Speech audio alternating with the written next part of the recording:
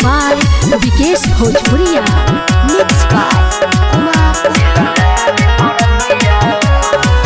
दिल लेके उड़ गई दिलदार बरतिया हो। दिल लेके उड़ गई दिलदार बरतिया हो। आधे नयन से नयन मिलल सखी रे। आधे नयन से नयन मिलल आ सखी कालू के रतिया हो।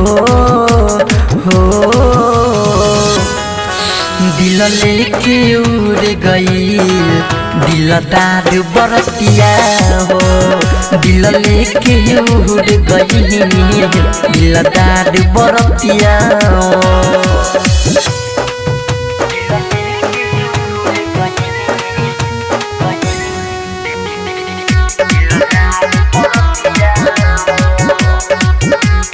ज्योति रिकॉर्डिंग स्टूडियो घोड़ा सहन लखान।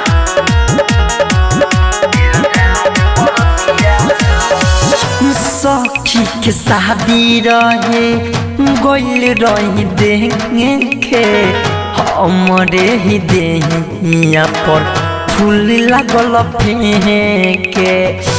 रे सखी अरे दादा सखी के शादी रहे गोइल रही देखे हमरे ही देहिया पर फूल लागल फेंके। रगरे लागल हमारा सखी रे। अरे रगरे लागल हमारा सुन छतिया से छतिया रे रे। दिल लेके उड़ गई दिलदार बरतिया हो। दिल लेके उड़ गई दिलदार बरतिया हो।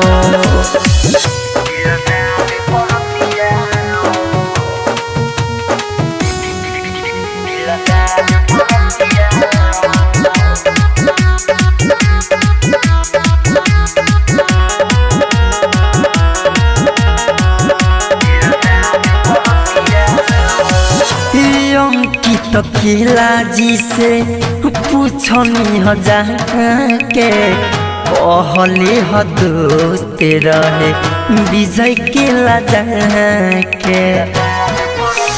रे सखी रे मन रही से पूछनी ह जाके कहले ह दोस्त रहे अभिषेकला जाके। राइटर मिथले सखी रे।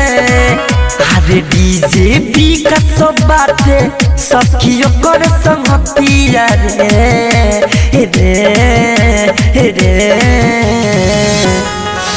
दिल लेके उड़ गई दिलदार बरतिया हो।